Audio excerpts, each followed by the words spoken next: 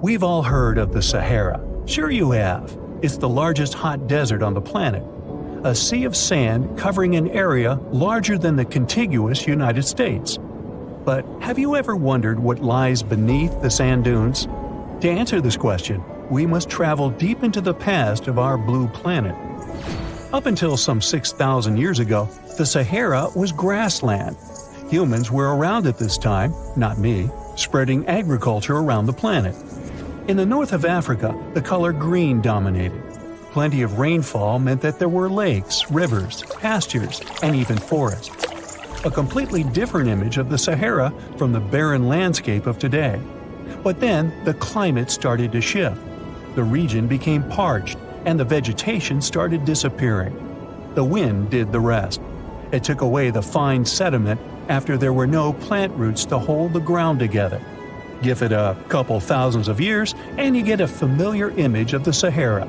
Sand and rocks stretching as far as the eye can see. But when it comes to volume, only a quarter of the Sahara is actually sand. The yellow sands of the Sahara are just one part of the story. The desert has many other features, such as gravel plains, salt flats, and plateaus. Makes you think if we understand the word desert correctly. For people who study such terrains, geologists, there is only one condition for defining a desert: precipitation. If an area gets little or no rain, then it's considered a desert. The Sahara certainly fits the bill. Its average annual rainfall is just 3 inches. Compare that to the nearly 45 inches a year in New York. When we look at precipitation, this sandy desert is only the third largest in the world. Number 1 and 2 are Antarctica and the Arctic. They are larger than the Sahara by millions of square miles. It sounds odd, but there is more than one type of desert. The first two are polar deserts, while the Sahara is a subtropical desert. But the difference in air temperature are staggering. In Antarctica's interior, temperatures plummet to minus 76 degrees Fahrenheit. Compare that to the highest temperature on record in the Sahara of 136 degrees Fahrenheit. But this desert has a cool side. At night, the temperature is roughly the same as the average yearly temperature in Denmark. This hot and cold roller coaster makes it hard to choose the right outfit when venturing into the Sahara. And what about the sand? How deep is it actually? The depth varies between 70 and 140 feet. That's not too deep. If you put the Statue of Liberty in a tall dune, half of it would still stick out of the sand. Its vast amounts in the Sahara were created by aeolian processes. That's Greek for wind. Over time, it blows and shapes the surface of the earth. In dry areas with sparse vegetation, winds erode the ground much faster. That's what happened in North Africa. Under all that sand is the bedrock and cracked clay. If you started digging, you would find the same everywhere on the planet, with one important difference. There is some type of soil covering the bedrock. This is not the case in the Sahara. Because of the arid climate and a lack of vegetation, sand covers the ground below. Over the course of thousands of years, a lot of interesting finds ended up in the desert sand. For example, there are petrified tree trunks. These are essentially preserved prehistoric trees. They date back to the time when the region was lush green.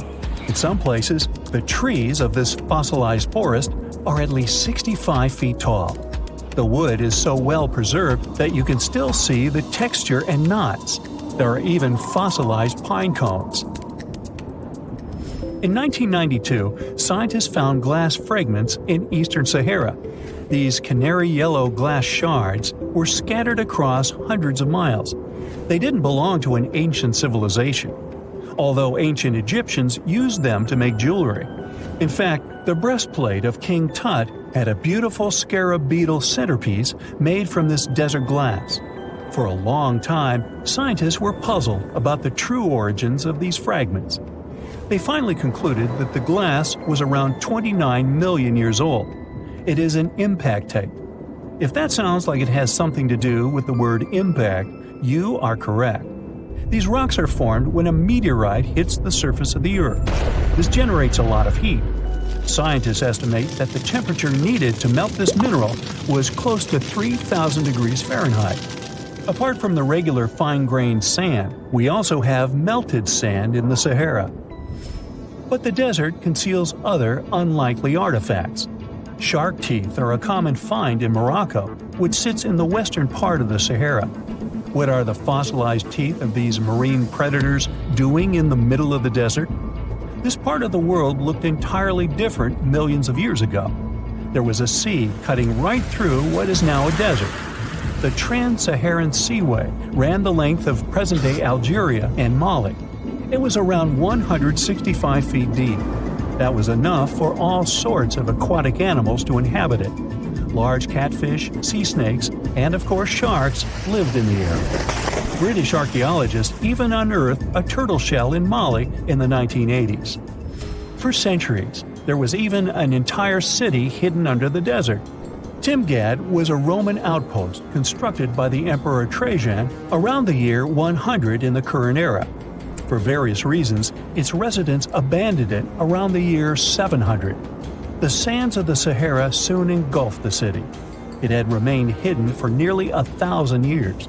Then, in the 1700s, a Scottish explorer started digging out the city.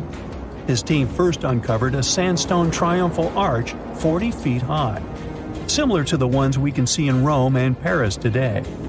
An amphitheater soon popped out of the sand, and it was followed by well-preserved statues of Roman emperors. The Scotsman's find was so impressive that no one believed him at first. It took 2 more centuries for archaeologists to fully excavate the city during the 1950s.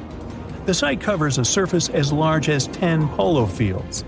The ruins reveal the full mastery of Roman city planning. All the streets meet at a right angle in what is known as an orthogonal grid. You can find the same layout in modern cities such as New York. Historians estimate that during its heyday, 10,000 people called Timgad home. Different nationalities lived here, from Romans to people of African descent. Today, more than 2.5 million people live in and around the Sahara. They are spread across 11 countries in total, and their living space is growing. The desert is 10% larger than it was just a century ago. This process doesn't involve sand pouring out of the Sahara. The ecosystems on the edges of the desert simply change over time. The wind blows the soil away and vegetation dwindles.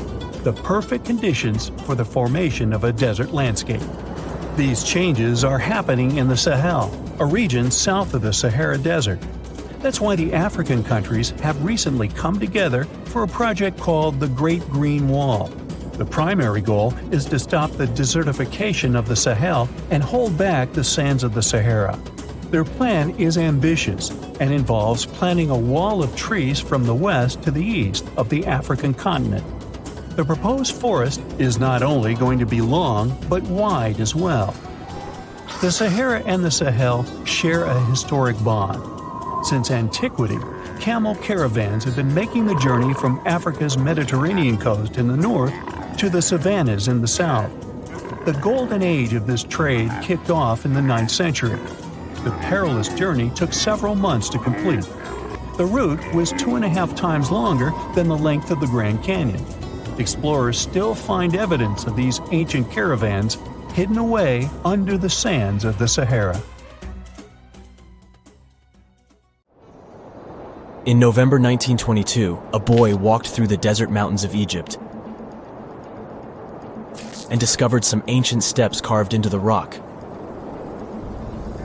Subsequently, this find became one of the world's largest and most significant archaeological discoveries. This step was part of Tutankhamun's untouched tomb. Archaeologists found about 5,000 ancient objects, including jewelry, fabrics, painted vases, and funeral masks. You've probably seen one of them. It has become one of the most recognizable attributes of ancient Egypt. More than 100 years have passed since then, and now humanity has finally become close to another large-scale discovery, the tomb of Cleopatra. This queen was the last active ruler of the Ptolemaic Kingdom of Egypt, who sat on the throne from 51 to 30 BCE. There are many ancient records about Cleopatra, her reign, and her unusual personality. But until now, no one has discovered the secrets about her passing away in the burial place.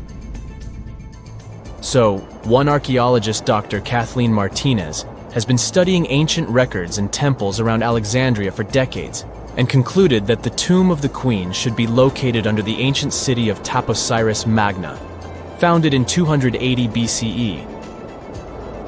It was a big city on the northern coast of Egypt where tens of thousands of people were engaged in trade and industry, and it seems that Dr. Martinez's guesses turned out to be correct. She and a group of archaeologists have discovered a secret underground tunnel near Alexandria with a length of about 0.8 miles. It was cut into the rock under Taposiris Magna's temple. During further excavations, they found many things that indicate Cleopatra's tomb lies in the tunnel's depths. It's also possible that she is buried there together with the Roman commander, Mark Antony. According to ancient records, Cleopatra and Mark Antony loved each other and together opposed the Roman Senate, which declared Antony a traitor. The fact that natural disasters have occurred on the territory of Taposiris Magna for thousands of years can complicate the excavations. Earthquakes and floods destroyed the city and possibly flooded its underground tunnels. But archaeologists hope the ancient tomb remains untouched, and that it hides many treasures and records about the royal life of ancient Egypt during the reign of the last dynasty. There's a chance that excavations will go underwater and in the mud. This will require much time and funding, but archaeologists are sure it's worth it. Anyway, it's too early to say that Cleopatra is really buried there, but scientists have found many things in the tunnel that confirm this, including clay pots, dozens of coins with the image of Cleopatra and Alexander the Great, as well as a bust with the image of the Egyptian queen. Cleopatra is still one of the most popular personalities in Egypt, on an equal footing with Ramesses III and Tutankhamun. She inspired many films, paintings, and books, but what made her so popular? She became famous for her inconsistency. She was a beautiful, intelligent ruler who pulled Egypt out of the crisis and made it a prosperous power. Medieval Arabic texts say she knew chemistry, mathematics, and philosophy, and may have written several scientific books. She knew several languages and had excellent diplomatic skills. At the same time, there are many legends that she was a femme fatale who drove many men crazy. However, there's no evidence that her beauty was incomparable. The image of a stunning model was created by Hollywood when it made several films where famous actresses performed the role of Cleopatra. And the Roman Emperor Octavian, the adopted son of Julius Caesar, specially created the image of Cleopatra as an insidious seductress because he was her enemy. Even though she was born in Egypt, Cleopatra wasn't an Egyptian. Her ancestors were Greeks, among whom was one of the generals of Alexander the Great. However, the people of Egypt loved her. She learned the language and was very sensitive to the traditions of this country. She knew the history, mentality, and customs of ancient Egypt well. She raised the level of its economy and strengthened its status as a world power. Much of this was made possible thanks to her cunning and impressiveness. She loved theatrical performances and lavish celebrations. She knew how to surprise people and put on a show. But behind the exterior image of a luxury lover was an intelligent and calculating ruler. Ancient Egypt was a rich, luxurious country, and Cleopatra did everything to increase its wealth and strengthen its position in the international arena. For example, she was once in conflict with her brother Ptolemy XIII. The queen knew that she wouldn't be able to resist him, so she decided to attract Julius Caesar to their side. The Roman emperor arrived in Alexandria, where Cleopatra wanted to meet him, but Ptolemy knew about her plans and was about to prevent her from coming to Caesar. Then, instead of a rich and noisy arrival, Cleopatra decided to make her visit inconspicuous. She wrapped herself in a carpet or linen bag the emperor's servants carried into Caesar's private chambers. Cleopatra emerged from the carpet and impressed the Roman emperor with her beauty and determination. As a result, they fell in love with each other and became close allies. After some time, she impressed another influential Roman for diplomatic purposes. She arrived to meet Mark Antony on a golden barge with purple sails and silver oars. Cleopatra was dressed in the image of Aphrodite, and sat under a magnificent canopy. Her servants dressed like cupids and were blowing her fan and burning incense. But Cleopatra created such a show for a reason. She knew that Antony revered Greek mythology and considered himself the embodiment of Dionysus. As a result, he was so impressed with this woman that he ended up marrying her. Cleopatra defended her crown, strengthened her alliance with Rome, and bore Antony 3 children. In Egypt, they threw big parties and enjoyed wealth with power. However, the relationship of a high-ranking official with the Egyptian queen caused a scandal in Rome.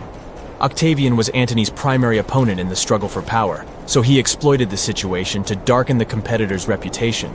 He used propaganda to make Cleopatra an insidious seductress in the eyes of Roman citizens. He accused Antony of succumbing to her charms. The Roman Senate supported Octavian and declared Cleopatra an enemy. In 33 BCE, this conflict reached a high point when Antony's navy clashed with Octavian's fleet. The latter won and forced his enemy to flee to Egypt with Cleopatra. According to some records, they took refuge near Alexandria. Pursued by the Romans, they hid in one of Cleopatra's palaces and met their end. Some legends say that Cleopatra was an expert in poisons. She provoked a venomous snake, a viper or an Egyptian cobra, to bite her. Also, according to another legend, she pricked herself with a poisonous needle. There's a theory that Cleopatra always carried an ampule with poison inside her hairbrush. And when she was cornered, she soaked the needle with this poison and pricked herself. None of this can be said for sure. Scientists are still trying to find out the truth. Perhaps when they reach Cleopatra's tomb, the world will get more answers about her tragic fate. She is considered the last ruler of Egypt. After her passing, Octavian plundered her palaces and temples and returned to Rome, where he became the main emperor. He successfully ruled the country and expanded its borders. His reign ended when he turned 75. World history would have looked different if Cleopatra and Mark Antony hadn't lost that naval battle. By the way, did you know that more time has passed between Cleopatra's reign and Neil Armstrong's flight to the moon than between the reign of the Egyptian queen and the construction of the Great Pyramid of Giza? Armstrong took a step on the Earth satellite in 1969, 38 years after the birth of Cleopatra. And the construction of the pyramid took place in 2560 BCE. Imagine how long the history of ancient Egypt is. Cleopatra is closer to us in time than to the pyramids. Mirror check. You've got your beige parka on, your chisel is packed, and your overnight plane ride to Saudi Arabia is booked. You know what this means, right? Unfortunately, you weren't cast in the remake of Dune. It just means that you're ready to go explore the world's largest desert areas in the hopes of uncovering prehistoric secrets about our ancestors. Let's get one thing straight. If you ever thought that deserts were empty spaces, think again. They might be filled with sand as far as the eye can see, but they also hold a lot of history. You know, because before humans settled down in cities and towns, we were nomadic people, and we traveled all around the globe looking for food, water, and shelter. So we had to come up with some interesting stuff to survive. Like this thing that was found in the desert of Saudi Arabia. Do you have any idea what this could have been? Over many years, scientists have discussed the origins and use of huge structures such as these ones. It seems our Neolithic ancestors were way smarter than we gave them credit for. They didn't spend all their hours around the fire carving weapons out of stone. No, they were also practicing their architectural skills. These huge stone structures are called desert kites, because if you look at them from a distance, well, they sort of look like kites. Archaeologists have arrived at the consensus that these kites were used to lure animals in. This way, it would make it easier for our ancestors to guarantee their week's food. But that's not all. Take a look at these monolithic structures right here. They show us that our ancestors probably drew on rocks, the blueprint of what they were going to build on the ground. Just like modern-day architects, desert kites could be miles long, so they drew out a plan before actually building them. The most surprising feature of all is that these kites were built even before things such as Stonehenge. We're talking around 7,000 to 9,000 years ago. Over the last decade, scientists have been able to identify over 6,000 desert kites spread across the Middle East and West and Central Asia. If you don't think this huge, try building something this large without the help of any drones. It looks like a pretty difficult feat to me. And apparently, Saudi Arabia's desert is filled with more amazing things. Scientists have found mysterious stone structures that are older than the pyramids of Giza in Egypt. So of course, you can't wait to go check that out. Can we all agree that carrying around heavy rocks to build a pyramid without the help of modern technology sounds absurd? I mean, how on earth did they do it? Now imagine turning back the clock about 2,000 years into the past and finding humans that built similar gigantic structures in isolated areas. Take a look at these so-called mustadels. They are rectangular structures built from piled-up stones, found over 77,000 square miles. Some archaeologists believe that these monuments were used for ritualistic purposes, maybe processions of some kind, where people would walk from one end of the plateau to the other. I'd be down for that. Now let's move on to another deserted area.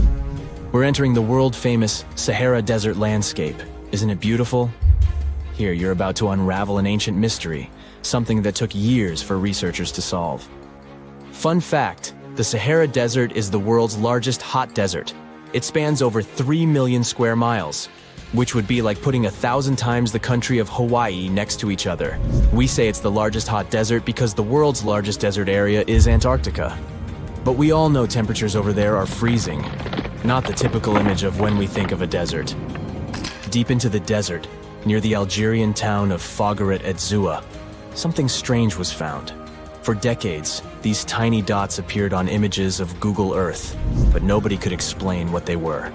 Some scientists were sure that these circles are the result of oil activity in the region. Others guessed that these were ancient fogeras or ancient water wells. There are dozens of them, stretching for miles and miles in a straight line. The strange thing is that they are always far away from any town, road, or human activity in general. So what was or is their purpose? If you had to take a guess, what would you say? Remember we talked about how our ancestors had to be creative in order to survive in the desert? Let's try to walk in their shoes for a minute. Imagine you're a nomadic hunter-gatherer living in a desert area.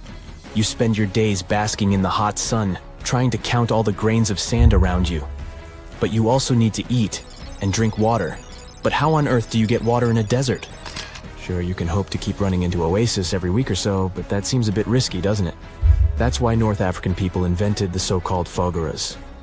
The fogeras are a 2,500-year-old irrigation system. Locals would dig deep wells in elevated areas, wells deep enough to tap into underground water. Then, they would dig parallel shafts at regular distances. This way, the water would flow from the main well down into all the shafts and irrigate entire areas. Travelers could stop by the shafts and quench their thirst. They could also raise livestock and tend to crops. Pretty clever, huh? As much as these holes did look like fogaras, a little bit of research would show you that they're not. You see, these shafts were built in a line, and not in a circular shape like the ones we're looking at now. So maybe it has something to do with the second option? Maybe these desert holes were related to oil activity in the region?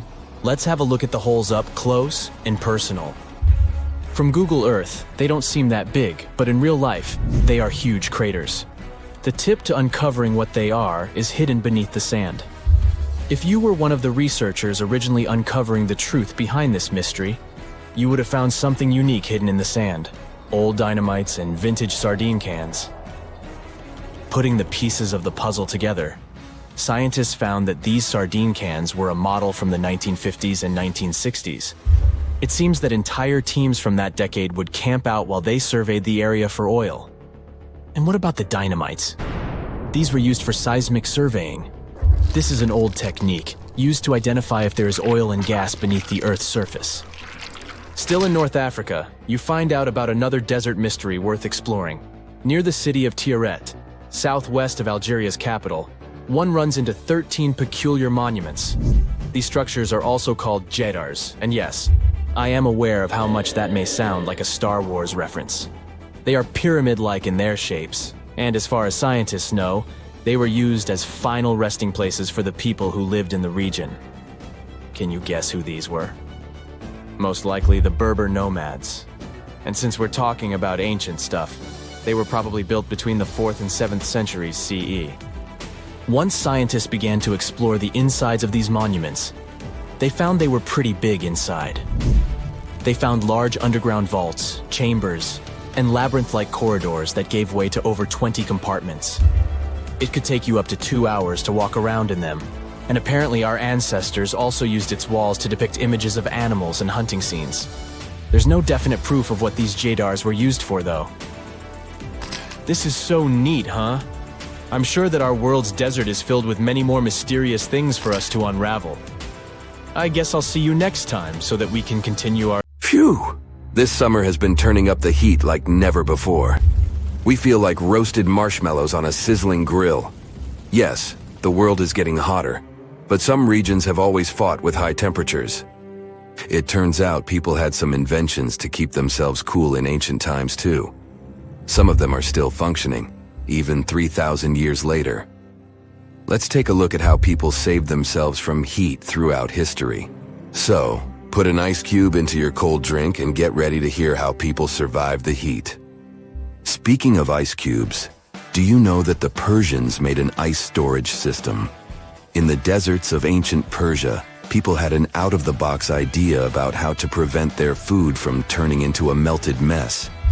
These ingenious Persians stumbled upon a physics trick that allowed them to create ice in the middle of the desert.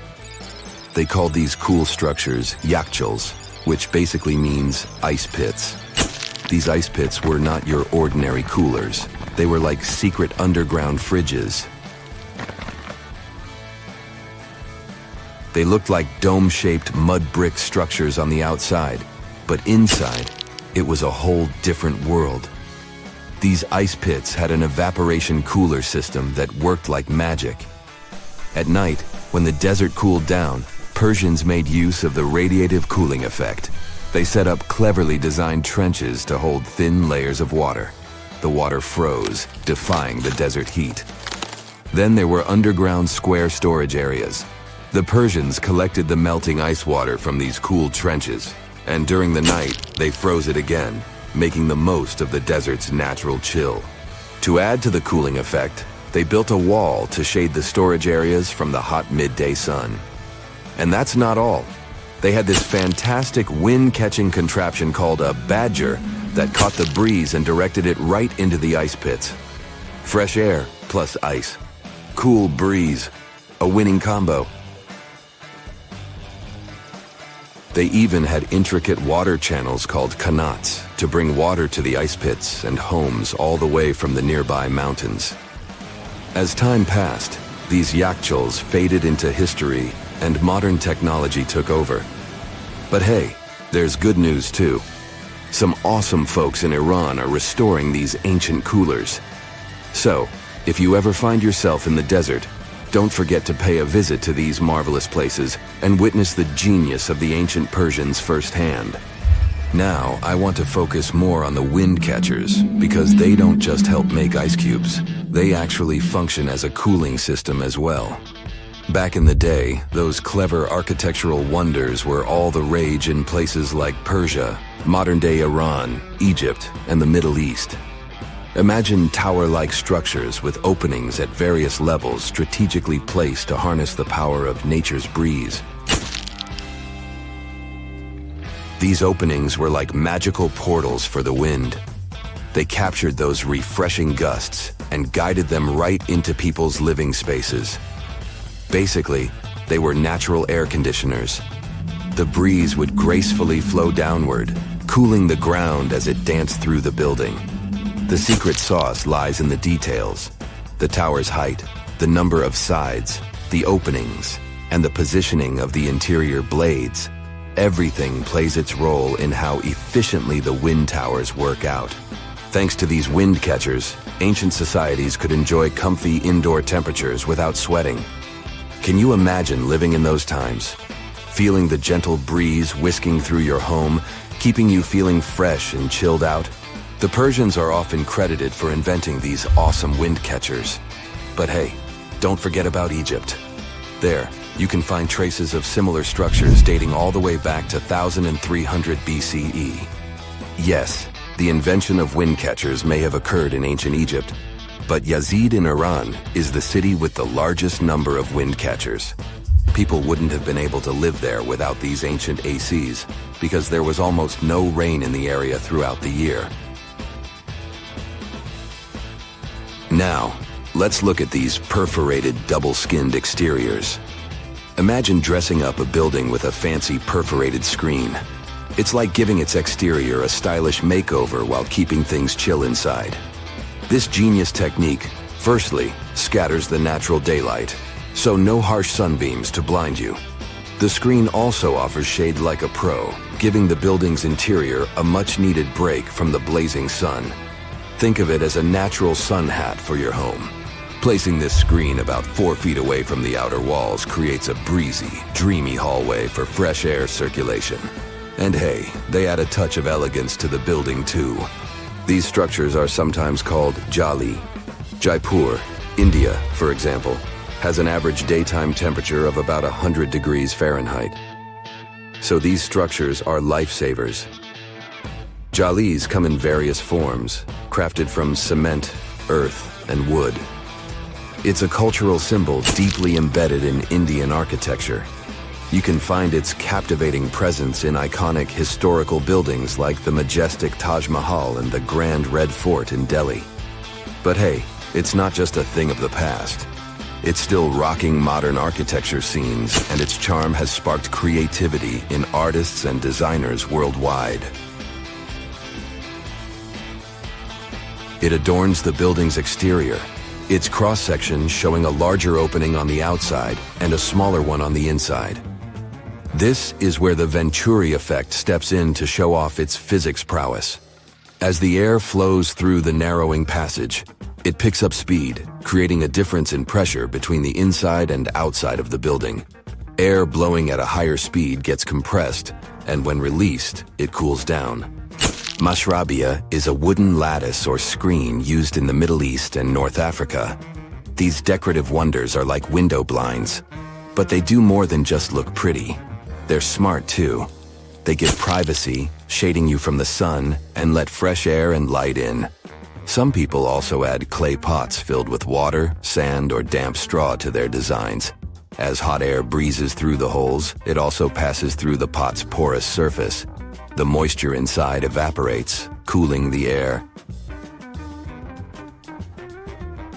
This is a perfect low-cost technique for hot and dry climates.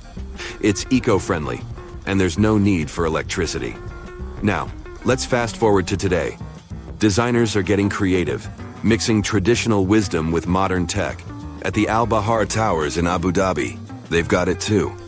Picture over 2,000 hexagonal panels that dance with the sun's movement, providing shade to the building's interior. Water evaporation was another secret weapon for ancient people. Simple, yet super effective. Plus, ancient Egyptians hung wet mats and curtains in doorways. When the air passed through them, it cooled down, providing a relief from the scorching sun. Ancient architects were the masters of maximizing airflow. They knew how to cross-ventilate and let hot air escape while inviting cooler air to the party. Speaking of ancient Rome, bathhouses were the place to be back then. It was like a community hub.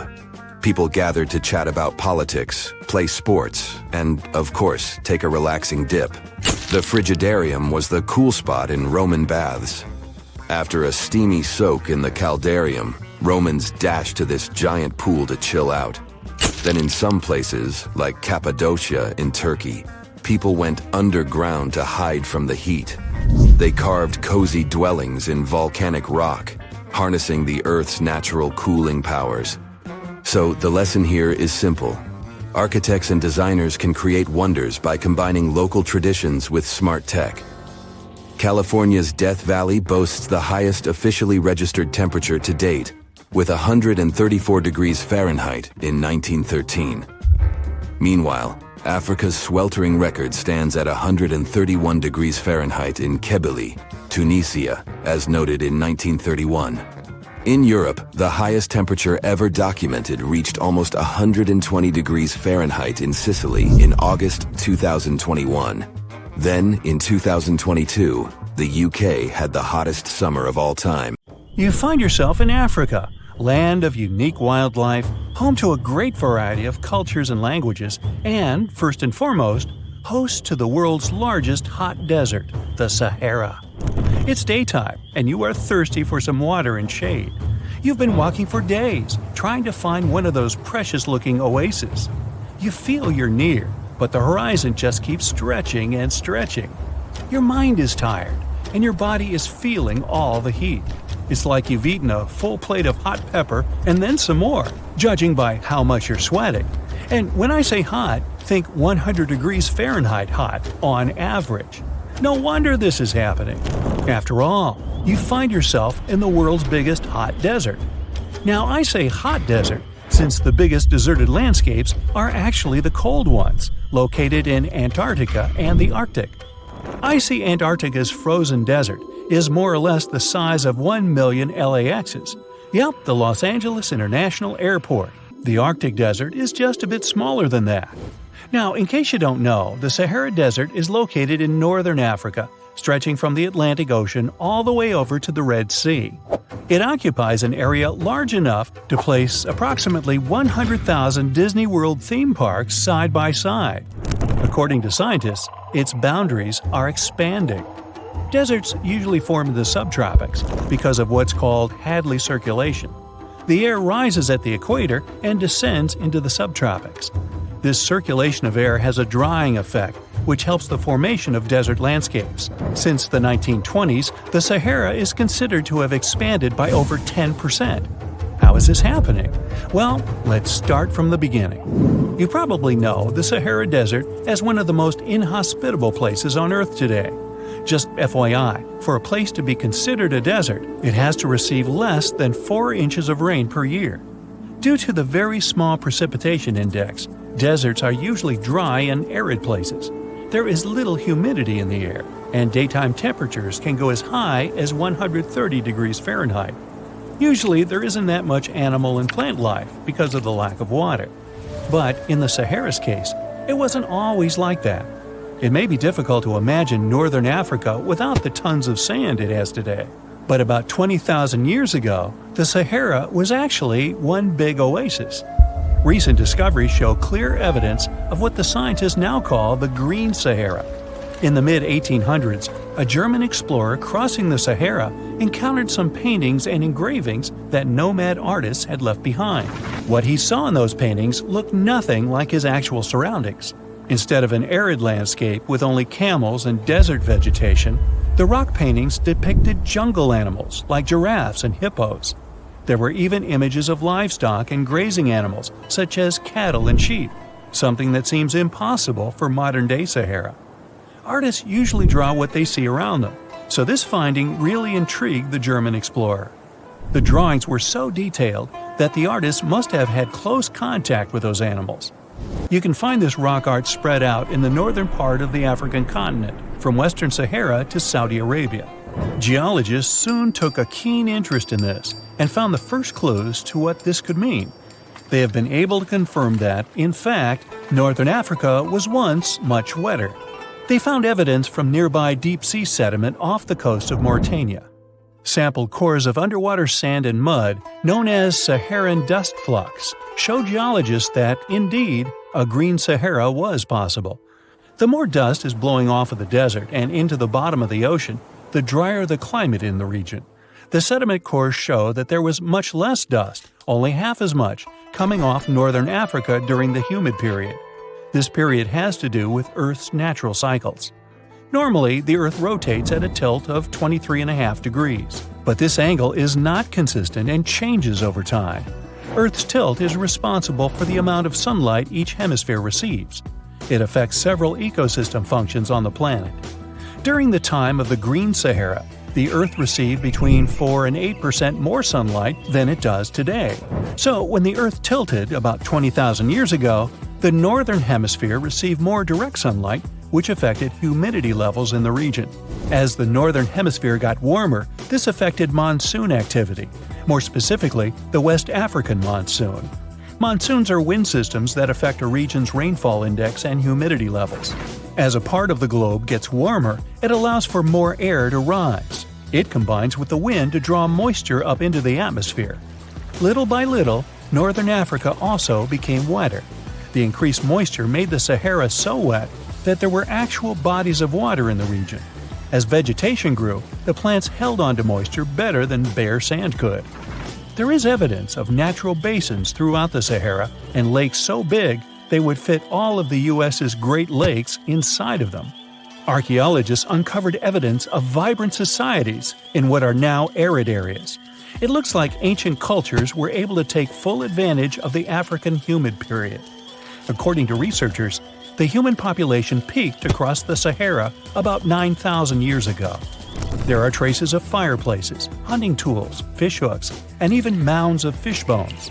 Records show that there have been over 230 green periods over the span of 8 million years.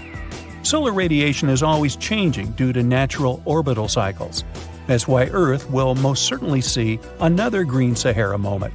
It might be thousands of years from now, but it will happen. The same way the Sahara turns green, it turns yellow again. Let's put it like that. All it takes is a significant axial tilt and a few years of readjusting. However, another phenomenon is calling the attention of scientists now. Recent studies by the National Science Foundation from the University of Maryland show the Sahara has expanded 10% over the past 90 years. This phenomenon is called desertification, which literally means fertile land turning into desert land.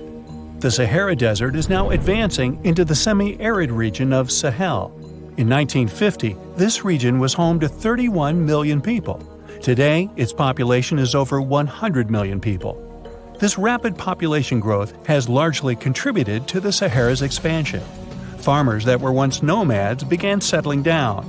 Land usage grew more intense, aiding in weakening the soil. The demand for food has caused an overcropping of the land, so even more of it is turning into the desert now. The study also shows that natural climate cycles can affect rainfall in the Sahara and the Sahel. Scientists affirm that all deserts fluctuate, not only the Sahara. A desert's boundary may expand in the dry winter and contract during the wetter summer.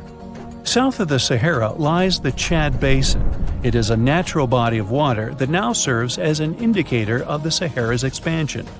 The Chad Basin is located in the region where the Sahara is advancing southward. An atmospheric and ocean expert from the University of Maryland explains that rainfall has reduced greatly in the entire region. Due to reduced rainfalls, there is less water across the entire basin, and even Chad Lake is drying out. Just like the Sahara, the Atacama Desert in Chile, deemed the world's driest, is also expanding. It is located north of the city of Santiago, and its southern border is expanding toward the Chilean capital.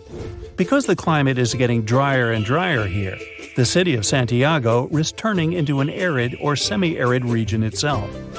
The once fertile valleys of local rivers that lived on agriculture and livestock for many generations are losing their revenues as Chilean land is turning into a desert.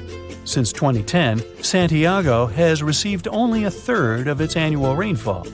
Outside of the city, farmers are digging holes in search of blue gold, or simply put, water. The situation here is very similar to that of Sahel. So tell me this, were you as surprised as I was to find out what has been happening in the Sahara region? Feel free to share in the comments below.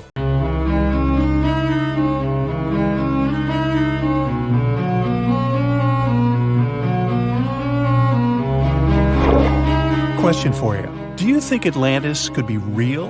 It remains as one of history's greatest mysteries. The legend began with Plato, all the way back in ancient Greece. The tale of a civilization that formed and prospered before our own. Atlantis was supposedly a highly technological society, much like the Mayans. But, as the legend says, due to the people's greed, they were punished by a flood that destroyed and submerged their cities. Different theories try to guess Atlantis' location. Some say it was in the Mediterranean Sea. Some say it's beneath the Bermuda Triangle. But, as science has shown us, Atlantis may be only an allegory for humankind. Today, you'll discover several amazing underwater cities that you have never heard of. They existed indeed and are not just a myth. We're taking you on an excursion to the underwater city of Baia, which is on the coast of Italy. Known as the Las Vegas of the Roman Empire, Baia was a resort city. The Roman elite traveled there for recreation. Imagine an open-air spa. That was Baia. You can visit the submerged town by scuba diving and get close to that perfectly preserved, magnificent Roman sculpture, a true underwater wonder. You can spot the crumbled temples and buildings through glass-bottom boats. This is a moss-covered museum in Claudio's Nymphaeum. To your left, you can see a collection of classical Greek statues. Swimming down the Via Herculeana, you'll arrive at Villa Aprotio. Villas are Italian-style houses, and here you can admire their original marble floors. Notice the black and white patterns and the astounding shapes they make. Next, you'll arrive at Portus Julius. Can you see the collapsing wall structures at the bottom of the seafloor? You'll see well-preserved columns and limestone floors. Behold the ruins of the thermal baths of Lacus. The remaining multicolored mosaics are something great to see. You'll see their orange, blue, and green tiles if you get close enough. At Pisoni's Villa Pila, you'll see 25 preserved Roman pillars. Notice the arches, the frescoes nearby, and the magnitude of this well-kept treasure. The city was located over natural volcanic vents, so there were hot springs to be used at will. People went there looking to have an excellent time. And when I say people, I mean some of the great Roman emperors we learn about in school: Nero, Cicero, Caesar. But around the 8th century, the city was sacked and the luxurious town was abandoned. Slowly, the water level rose and the city started to drown. You are on a summer vacation off the coast of Greece, 4 hours outside of Athens, in the Peloponnese Peninsula on Pavlo Petri. You dust off your snorkel and head for a free dive on a bright sunny day. Sometime into the dive, you start noticing patterns on the seabed. 13 feet below the surface, the outline of familiar objects starts to appear, one by one. As you continue swimming, what looks like the outline of an entire city emerges before your eyes. You wonder, how could water have taken the whole city? Rocks are perfectly aligned into what appears to be the foundation of a building.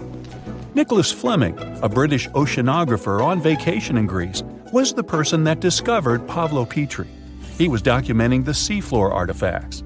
The team found the site filled with pots, storage vessels, and tools. A quern stone, for instance, is a tool used for grinding grains and turning them into flour. Multiple amphoras, which were found then, indicate that this settlement dated back to the Bronze Age, 5,500 years ago, when people started living in towns. The settlement is believed to have lasted for over 2,400 years.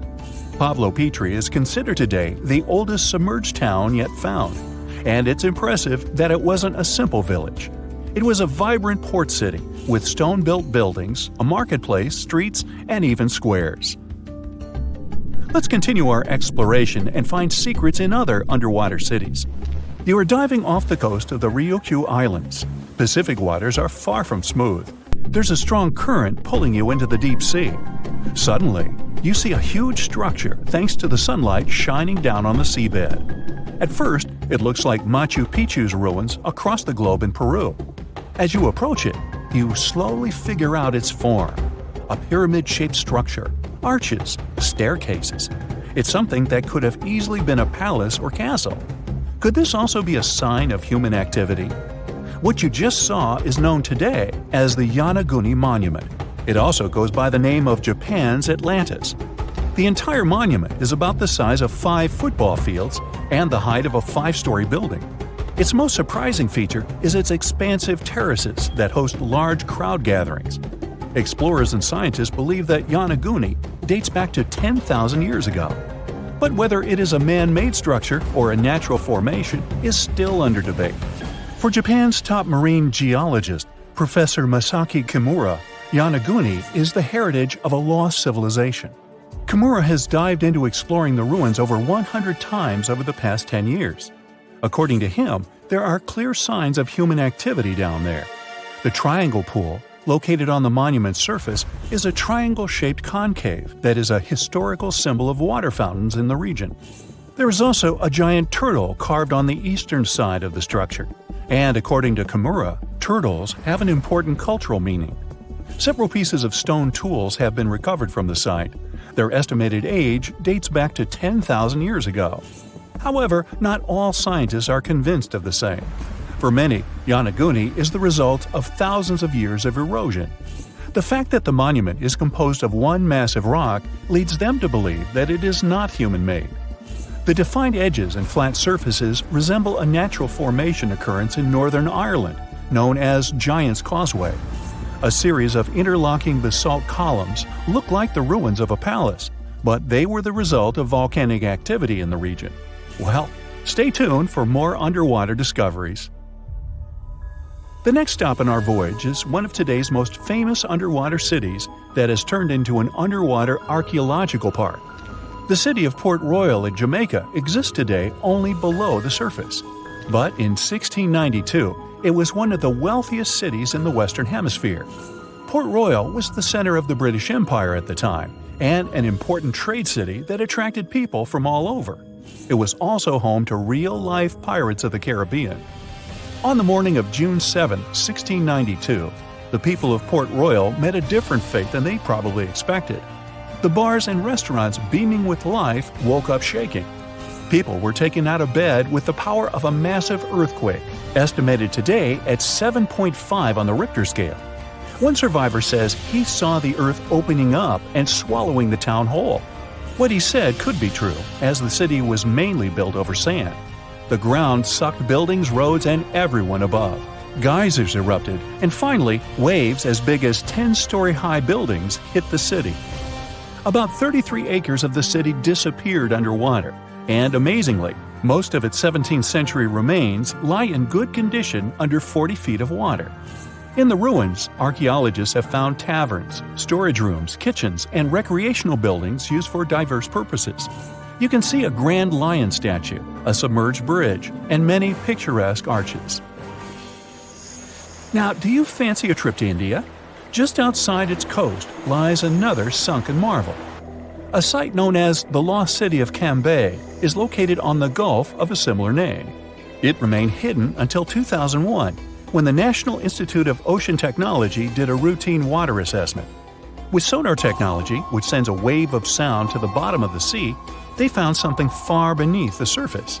Images showed well-defined geometric shapes spread along a 5-mile stretch. The remains found dated to more than 9,500 years ago, meaning that this civilization was lost at around the end of the Ice Age. Debris recovered from the site included construction material, pottery, beads, sculptures, and even bones. Scientists argue whether these artifacts are indeed from the site, but if they truly are, then the Lost City of Cambay would be the oldest civilization in the world.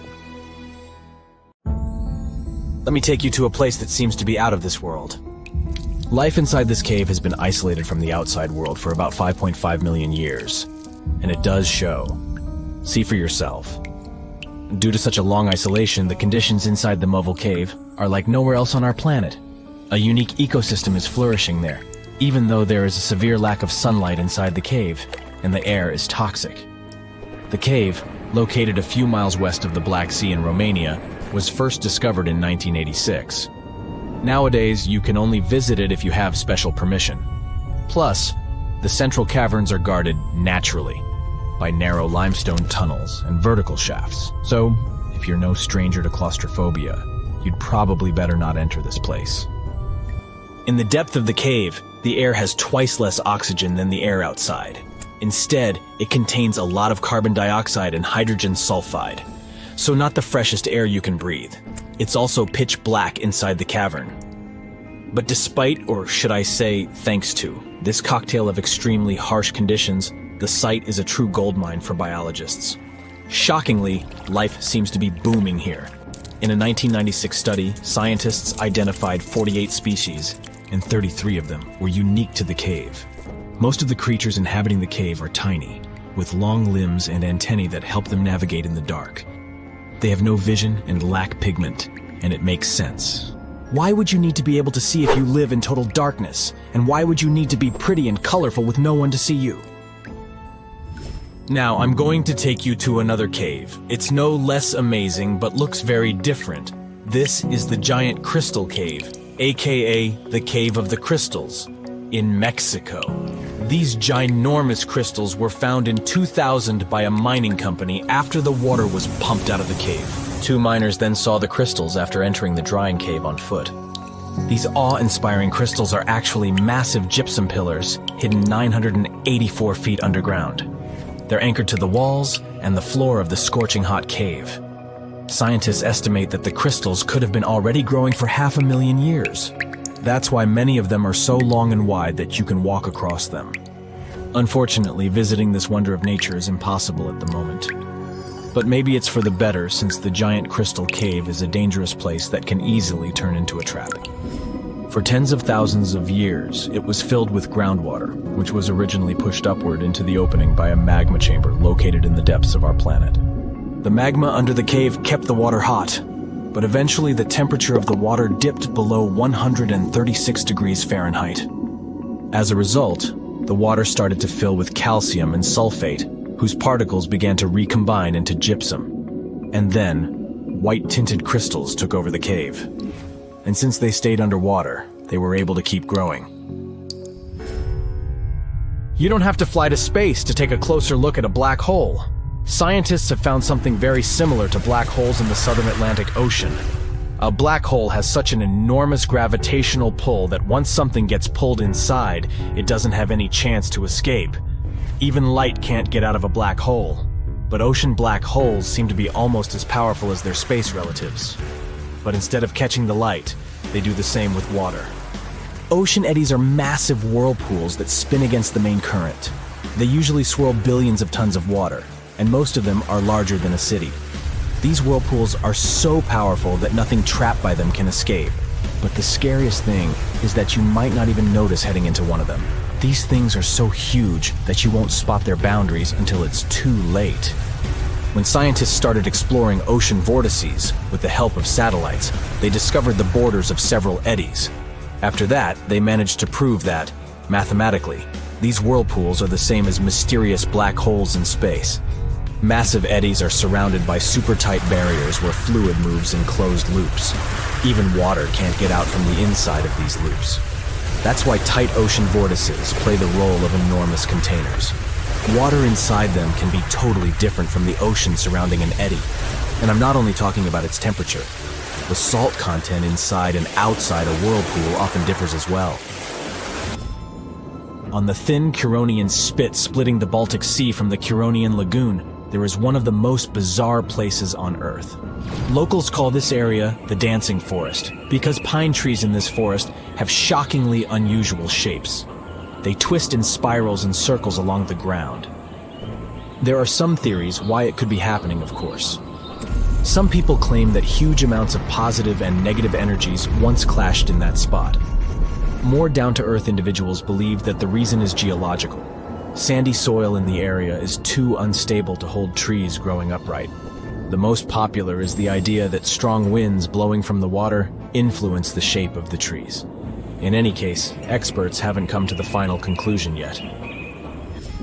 Look at these underwater crop circles. For the first time, they were spotted in 1995, close to southern Japan's coast. Local divers called these 7 feet wide structures mystery circles. The enigma had been plaguing many minds for almost 16 years until the culprit was finally caught. Imagine the researchers' surprise when it turned out to be a male pufferfish. The fish needs a bit more than a week to build one circle, and the aesthetics are obviously crucial. A male is swimming inside the circle, digging valleys in the sand with its fins. But that's not all. The fish also use shells and corals to decorate particular parts of their circles. This whole build-a-circle thing has a practical purpose as well. The way a male fish swims pushes the sand toward the center of the circle and creates a mound which later serves as a nest. The next mystery on our list is in the Caribbean. Just off the coast of Belize, there's a giant sinkhole. That's the Great Blue Hole. It's about 1,000 feet across and more than 400 feet deep. Once, a long time ago, this hole was a cave. But then rising waters filled it, making it collapse in on itself. The deeper you'll descend into the Great Hole's crystalline waters, the darker it will become. You'll see tons of stalactite-filled caves there, but entering them is extremely dangerous, unless you want to get hopelessly lost. Once you reach a depth of 50 feet, you'll notice that the water is shimmering. That's the invisible line dividing the sinkhole's salty top from the freshwater abyss. You might want to turn back right now. Who knows what you might come across in the murky depths? There was an old Amazonian legend that told about the river that was so hot that it boiled. And it was believed to be just a legend until Peruvian geoscientist Andres Russo questioned if the river could be real. All experts denied such a possibility. After all, hot rivers do exist, but only in the areas where there are volcanoes. As for the part of the country mentioned in the legend, there are no volcanoes in that region. But Andres Russo was too dedicated to give up. And in 2011, he finally located the river from the legends. The water in it was indeed steaming hot. Its temperature was 186 degrees Fahrenheit, not boiling, but pretty close to this point. But what shocked the researcher the most was the size of the river. One could think that the almost boiling water was the result of the activity of an underwater hot spring. But thermal pools are always small, while the river is 20 feet deep and flows for almost 4 miles. This is the only river of its kind on our planet. Endless hot deserts seem lifeless at first glance. But among these sands, you can meet dangerous and sometimes creepy creatures. Some of them can only cause health problems, but some can stay in your memory forever.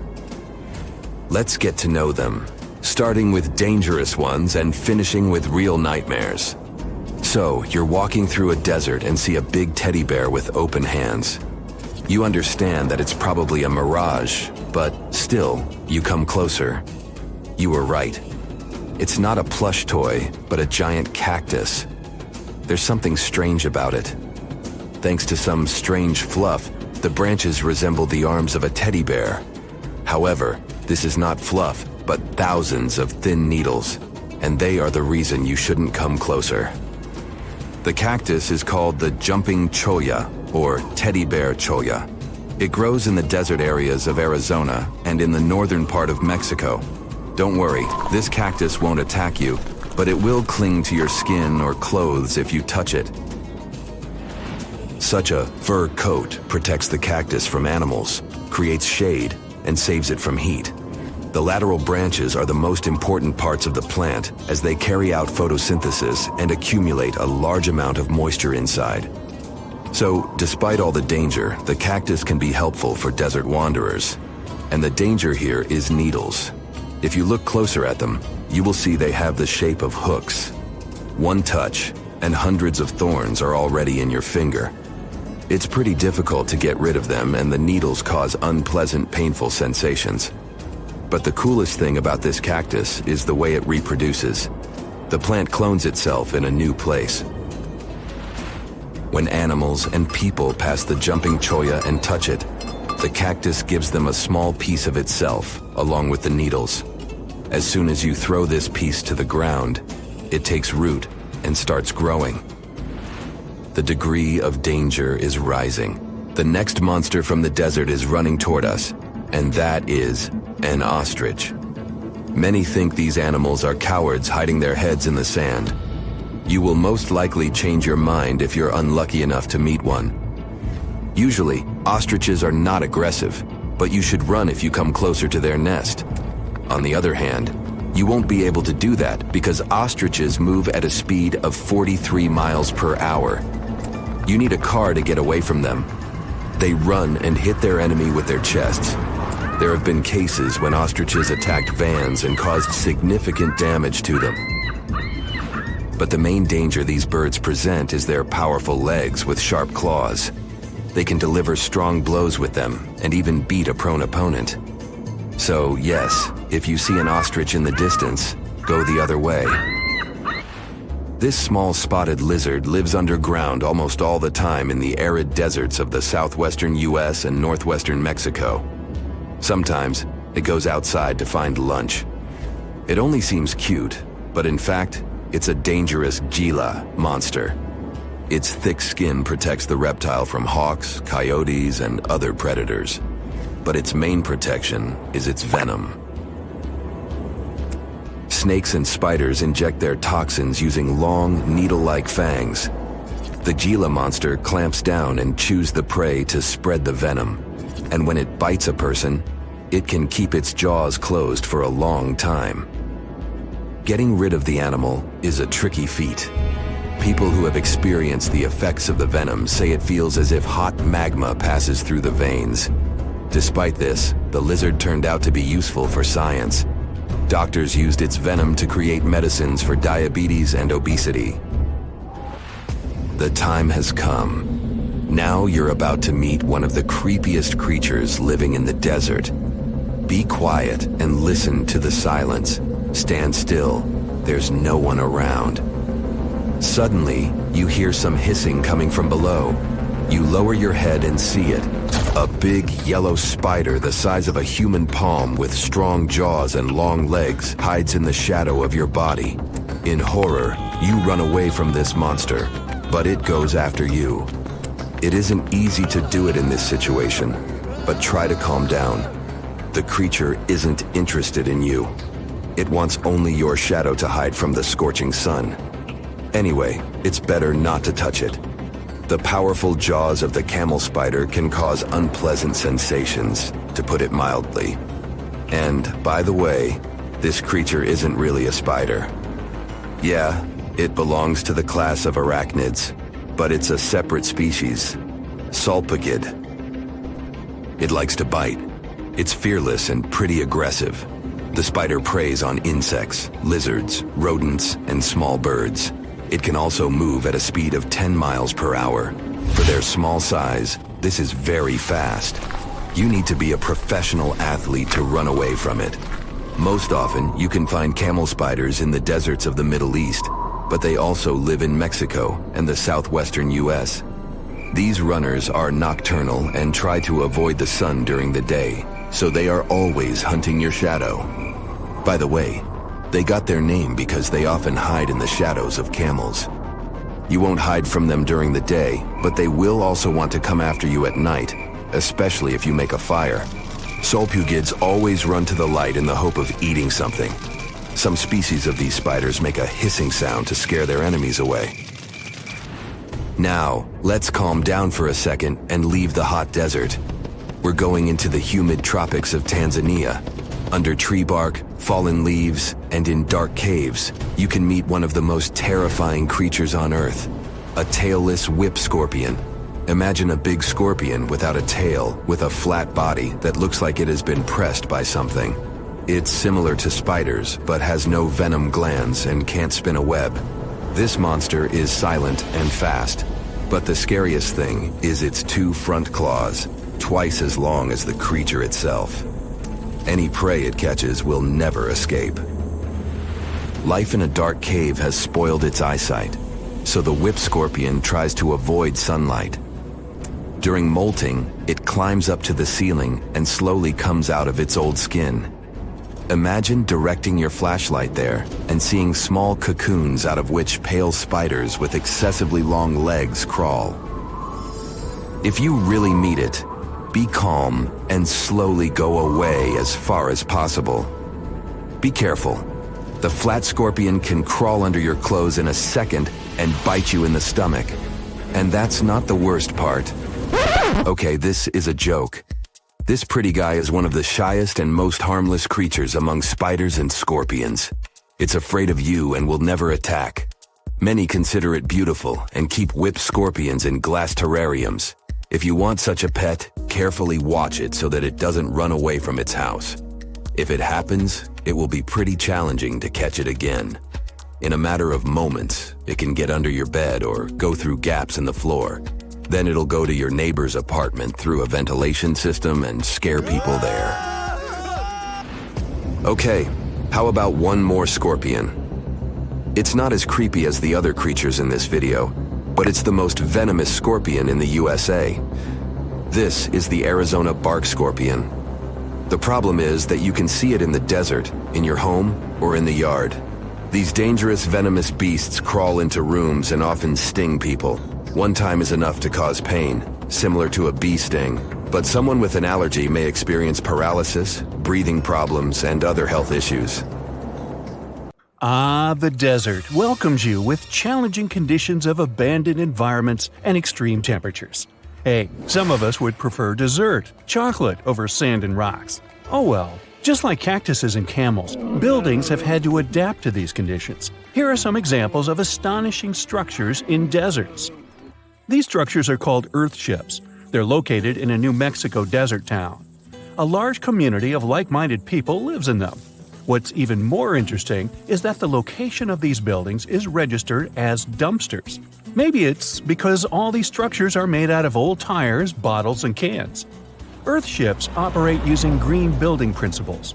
About 40% of a typical Earth ship is built with natural or recycled materials. Imagine the walls made up of hundreds of used tires packed with dirt. Then there are layers of floor-to-ceiling passive solar windows. They gather the sunlight during winter and reflect it in the summer to keep the structures at a reasonable room temperature. You can see plants in corridors and glass bottles or aluminum cans stuffed inside walls. Certainly a distinct house in many ways. Mike Reynolds is an architect who noticed the alarming waste and consumption levels in the 1970s. He designed a fully sustainable home out of cans back then. Almost 40 years later, he becomes the one who brings together all the other Earth shippers. Reynolds drove a Mercedes, but it ran off of the vegetable oil he picked up at fast food restaurants in town. A standard 2-bedroom, 2-bathroom Earth ship costs about $250,000 in this town. Yet there are Earth ships, like Dobson House, that can cost as much as $1.5 million. If you do it yourself, with family and friends, you can eliminate the cost of labor, and it becomes relatively less expensive. Let's assume you're really going to build one. Where can it be? Well, anywhere. Earth ships currently fit in the cold, dry air of Canada, as well as the hot and humid climate of Haiti. This is the Mirage Mirror House. It's an installation set in the Southern California desert. Mirage opened in 2017 as part of a contemporary art exhibition. It's composed of mirrors. This minimalistic structure blends with the environment around it. The doors, windows, and openings have been removed to create an amazing experience. What you have in the landscape is reflected back to you. How's it made? With mirrored surfaces. At night, the distant lights refract from the mirrors. In the daytime, the sky is transformed into banks of clouds. There's no fixed scenery in this house. How about seeing a futuristic structure in the deep desert? Architects designed a concept home that pairs perfectly with Elon Musk's Cybertruck. The house has a post-apocalyptic theme. When I say post-apocalyptic, it's because I can't say it. Anyway, the house is designed to survive in a disaster scenario. The cyber house has steel gates, the windows are armored, and the exterior walls are made out of super strong material. Modern house is controlled by an autonomous geothermal heat pump. To put it in less sci-fi terms, you can keep the internal temperature steady. This sleek house has an entrance that can fit the Cybertruck. After all, it's inspired by it in the first place. Plus, the Cybertruck can be lifted to the second floor to be more secure. This is King Abdullah Petroleum Studies and Research Center in Saudi Arabia. Basically, it's a laboratory in a desert. It was designed to demand minimum energy. The architecture has patterns on the walls and ceilings, giving reference to the local tradition of geometric form. The next stop is Swartberg House in South Africa. This one is located near the Swartberg Mountains, but don't get too excited. It's on the edge of the Great Karoo Desert. It's a 4-bedroom apartment. It has a special temperature regulating system. The system works like a shield from the heat in the summer and as a sun trap in the winter. You're looking at the Grand Mosque of Djenné in Mali. This mosque is 52 feet tall. This is impressive because it's made of only sticks and a special mix of mud and other natural elements found in the desert. Petra is an ancient city hidden in the Jordan Desert. The structures are carved directly into red, white, and pink-colored sandstone cliff faces. It's located among the canyons and mountains near the desert. The place was a trade center many years ago. You might already see pictures of the impressive facade of the treasury. This structure still holds many mysteries in it. For starters, scientists can't explain how the Nabateans managed to create such a structure thousands of years ago. Did you know that there's another mysterious place in the middle of the desert that has a similar structure to Petra? Median Saleh was like a second capital of the Nabatean kingdom. Yet another secret they left for us to decipher. It has over 100 decorated tombs and more than 1,000 non-monumental graves. Plus, inscriptions and cave drawings are also here, again surrounded by sandstone. This wooden shack was a post office once. The structure is in the Tengger Desert of Mongolia. It's surrounded by nothing. Sand is the only thing that accompanies the lonely structure. The building is only 23 square inches. As you can guess, it didn't get too many visitors. It was abandoned for over 35 years. Its fate changed one day when a woman discovered the building. Mrs. Zhang and her friend came up with an idea. They were going to reach businesses and people who wanted to send letters and postcards from the world's loneliest post office without actually visiting the place. It worked. The post office rarely gets visitors in place, but it's busy online. Over 20,000 letters and postcards were sent from the Desert Post Office in December 2021 alone. The place is about 6 miles off the nearest road. A post truck picks the letters up and hits the road for delivery. Eventually, they are shipped all over the world. A second destination in Saudi Arabia is King Abdulaziz Center for World Culture. The building has an interesting design. It took nearly a decade to build this complex structure. It's a 321-foot-tall tower which stands out with its look. Stone Matters Pavilion is a stone structure in Palestine. The structure spans a surface area of 93 square inches. It has been built entirely out of 300 interlocking stones that mutually support each other. The concave roofs, and yes, they look like giant bowls, are designed that way to collect rainwater. The structure is in Iran. Interestingly, in Iran, the evaporation rate is 3 times faster than the world average, so this bowl-like design comes in very handy. It captures the water in a way that the water can form a single mass as a whole before it evaporates. The outer shell of the roof system collects rainwater, but it also works as an additional shading. It makes air move freely, designed like a cooling mechanism for both roofs. Eco Lodge in Egypt is the next stop. The project is built in a place that overlooks the desert and is constructed using locally available materials like sun-fired bricks and palm wood. The building is an example of traditional architecture. There's a water basin that lets in the air to keep the interior cool. A worthy mention is the CID Interpretation Center in Chile. Chile's Atacama Desert is among the top tourist destinations in the country. To help the tourists, architects designed a visitor center as part of the infrastructure for the wind farm. Here, the cold winter months don't freeze people because the large windows make the most of solar heating. What's even more interesting is that the building is designed to go completely dark at night. Imagine you somehow bumped into the building by accident. Black Desert House is a building respecting the stars. At night, this house goes completely dark. It dissolves into the night, so the stars can appear more prominent. Now, any mysterious desert buildings you know that aren't on this list? Let us know in the comments.